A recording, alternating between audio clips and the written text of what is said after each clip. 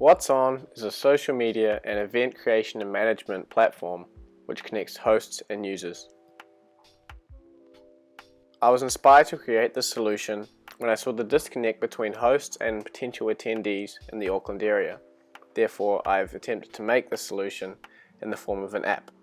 Hosts can use the app to create events like I'm doing on screen, specifying different parts of the event itself before adding an address, which allows users to access it on the map and view the details before requesting an invite. Such an outcome required me to utilize and learn a number of skills, including sketching and ideation, prototyping in order to test certain aspects of the app, graphic design to design the assets and the logo of the app, storyboarding and auto layout to design the look and feel of my app, Swift development in order to build the app and its functionality, and finally, backend management to deal with my users' data appropriately. First, I had to sketch and develop my design and app idea.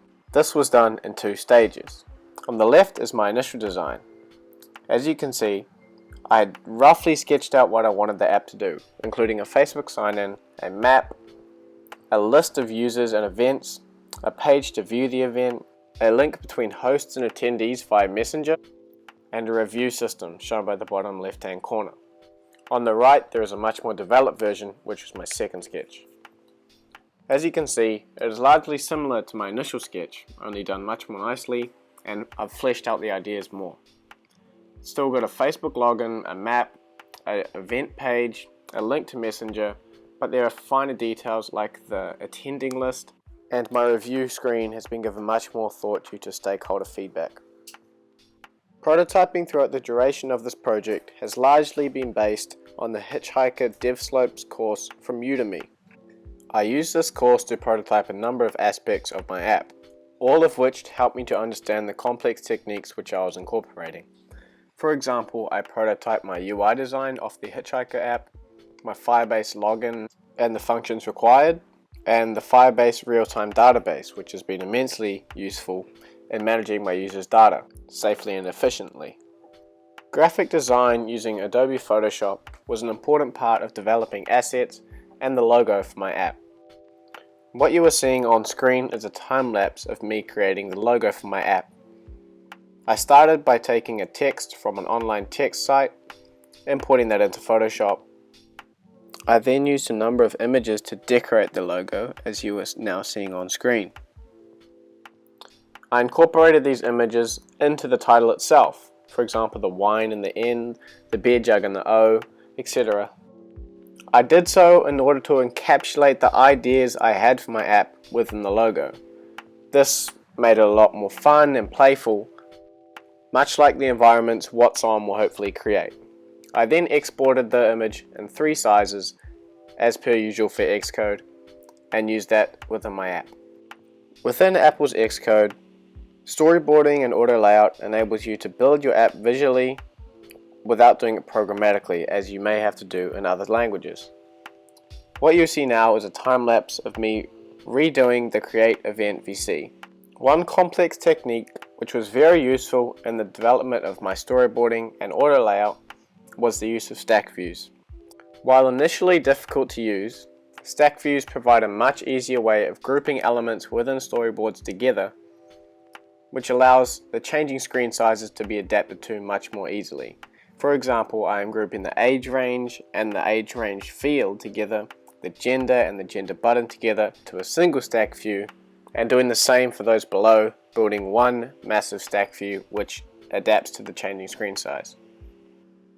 Many other aspects of my app were also made using stack views. I used Xcode and Swift 3 to develop my app and its functionality. On screen, you see me developing a load annotation function.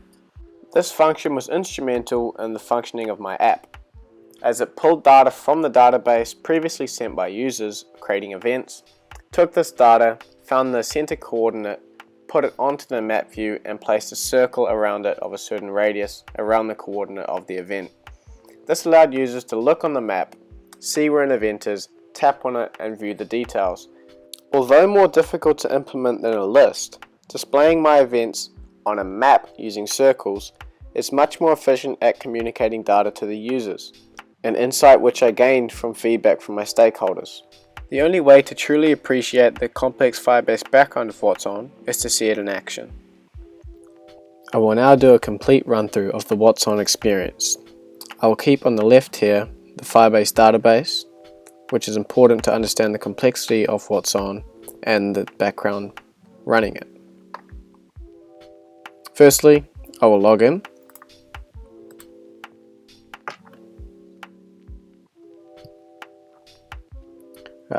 The app has already recognized that I'm a previous user, so I'll continue into the app, which will load the main screen with the map. And see, this lit up because a new user has logged in and it recognized that I have logged in.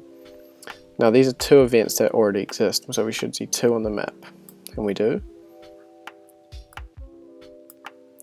Just a brief run through, you've got your map, your profile. See, that loaded my profile picture from Facebook, which was a very complicated step, including using this with a picture URL, pulling the URL for someone's picture from Facebook and then loading it into the app.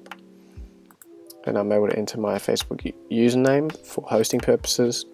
And here's a quick glance at the review system. So in future, with more user data, these would load each review of me as a host. So from an event that I've hosted, it'll show all the different reviews from different people. Likewise, there will be a few reviews from each host who have hosted a party that I've attended, allowing other people to view this page and thus gauge my character from that to an extent. Then we have the events page, and likewise this will be populated with more data as more users and more events are hosted on the platform. These will be ones leading up to in the next few weeks, months, or even years, I guess, that I'm attending in the future and that I'm hosting in the future. You're also able to view previously attended or hosted, likewise with two parts of the segment control. And the reviews, like we see here, managed by this view controller here. And basically, following an event, you get a notification that allows you to fill out this "thanks bro" and give them a star rating of 3 stars. It wasn't actually that great, and you can leave the review, and that will save it and then populate the places you see here on each people's pages. Then you have the create, so you can create an event. Let's call it Liam's meet up on the 30th of November, a post exams gathering, and fill this out. Please let me know if you can come. The age range, say 16 to 18 as the field suggests. It's an Eden Terrace. I'm opening males and females, and it's a party. The event, 9 Hemmington Street, Waterview. And now selecting an image. This is a very complicated step involving Firebase. I pick an image from my camera roll. Let's go with the waterfall. Nice waterfall. Now when I click create, it's going to save all this data, and a new little thing will pop up here, a new unique ID, and that will contain all of the data I've just put in here. But the image will be saved to the storage thing, which is a completely different function and required a lot of hard coding. Now I'll click create, and as we can see, all of this is populated. Now the image name and the profile image